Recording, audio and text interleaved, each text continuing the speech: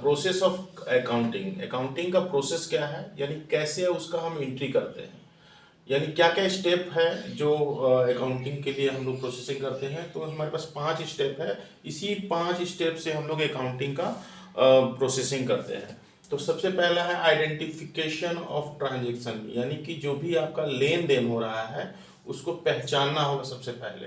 तो पहचानना होगा यानी कि हम सभी ट्रांजेक्शन का एंट्री नहीं कर सकते। जो ट्रांजेक्शन हमारा, जो भी ट्रांजेक्शन हो रहा है वो जिसका मॉनेटरी वैल्यू है, यानी जिसका पैसे में गिनती हो रहा है, उसी ट्रांजेक्शन का हम एंट्री करेंगे।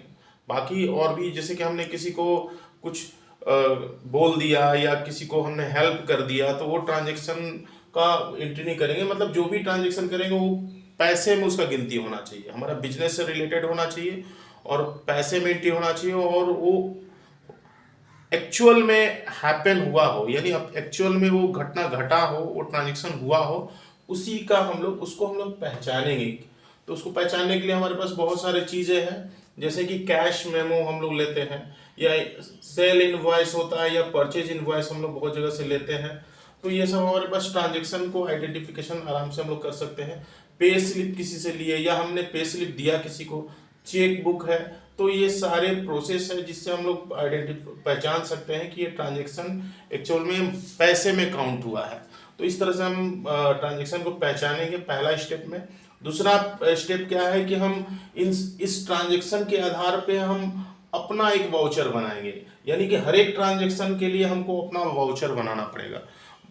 वाउचर में हमारा ऊपर में हमारे जो भी ऑर्गेनाइजेशन है, कंपनी, उसका नाम होना चाहिए, और बाकी सारी डिटेल्स जो वाउचर्स में होता है, सीरियल नंबर हो, चाहे जितने भी कैश वगैरह जितना भी चीज़ है सारा आप कहीं भी जाके प्रिंट करा सकते हैं। तो वो हमारा वाउचर को हमें बनाना पड़ेगा जो भी आपके ट्रांजेक्शन में उसके आधार पे, और हर एक वाउचर को अलग अलग बनाना पड़ेगा। यानी कि अगर सेल वाला है तो अलग, परचेज वाला है तो अलग, कैश वाला है तो अलग, इस तरह से हर एक वाउचर को हमको अलग अलग बनाना पड़ेगा। अब इसी वाउचर के आधार पे हम क्या करेंगे, तीसरा स्टेप में जाएंगे, recording in the books of original entry. यानी कि हमारा ओरिजिनल एंट्री कौन सा है, यहीं से हमारा सिस्टमेटिक अकाउंटिंग चालू होता है ना। तो इसको हम लोग जर्नल एंट्री भी बोलते हैं, या बुक्स ऑफ ओरिजिनल एंट्री, यही हमारा ओरिजिनल एंट्री है। और ये जो जर्नल एंट्री है इसको करेंगे, इसमें हमारे पास हर एक जितना भी वाउचर है उसके आधार पे हम डेट वाइज जो है डेबिट क्रेडिट, ये हम लोग आगे डिटेल्स में इसके बारे में पढ़ेंगे। तो इस तरह से हम जो है जर्नल एंट्री करेंगे। जर्नल एंट्री जो किया हमने उसके आधार पे हमारा चौथा प्रोसेस है पोस्टिंग टू लेजर, यानी जर्नल एंट्री का ही हम जो है ट्रांजेक्शन को हम लोग लेजर में पोस्ट करेंगे। और लेजर में जो हम लोग पोस्ट करते हैं इसमें भी हम लोग अलग अलग कॉलम बनाते हैं, यानी कि जैसे कि सेल्स है तो उसका सेल्स अकाउंट अलग बनेगा, परचेज का अलग बनेगा, कैश का अलग बनेगा, है ना। सारे अकाउंट अलग अलग हो जाएंगे। इसमें जर्नल एंट्री में क्या है कि सारे ट्रांजेक्शन एक के बाद डेट वाइज जो है आपको एंट्री होते जाएगा, लेकिन लेजर में क्या है कि हर एक का कॉलम अलग अलग बनेगा, और उसमें हम लोग टोटल लेजर बनाएंगे, है ना। और फिर जो लेजर हमारा हर एक का अलग अलग हो गया, उसी के आधार पे हमारा ट्रायल बैलेंस बनता है, जिसमें हम लोग मिलान करते हैं कि हमारा ट्रांजेक्शन सही हुआ कि नहीं। यानी जब हम ट्रायल बैलेंस बनाएंगे, हम लोग सब कुछ आगे चल के पढ़ेंगे। तो ट्रायल बैलेंस क्या है कि हम डेबिट क्रेडिट साइड में ही हमारा जैसे कि हमने कल पढ़ा, हमने जो बताया था डुअल एस्पेक्ट, यानी कि हम दोनों तरफ एंट्री करते हैं डेबिट क्रेडिट हर एक ट्रांजेक्शन का, चाहे वो जर्नल एंट्री हो, चाहे लेजर एंट्री हो, या ट्रायल बैलेंस हो। हम लोग हमारा जो है दोनों साइड में दोनों तरफ एंट्री करते हैं, डेबिट और क्रेडिट साइड में।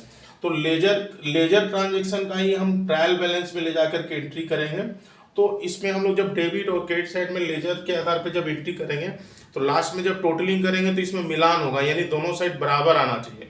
अगर किसी साइड कम है यानी कहीं ना कहीं कमी है। तो इस तरह से हम ट्रायल करते हैं, यानी उसको बैलेंस करके चेक करते हैं कि हमारा सही है कि नहीं। ट्रायल बैलेंस बनने के बाद फिर इसी के आधार पे हमारा जो है फाइनेंशियल स्टेटमेंट बनता है, जिसको हम लोग प्रॉफिट एंड लॉस अकाउंट या बैलेंस शीट्स बोलते हैं। तो ये हमारा इस तरह से प्रोसेस एक के बाद एक जो है प्रोसेस होता है, और कंप्लीट हमारा जो है अकाउंटिंग का प्रोसेस कंप्लीट हो जाता है।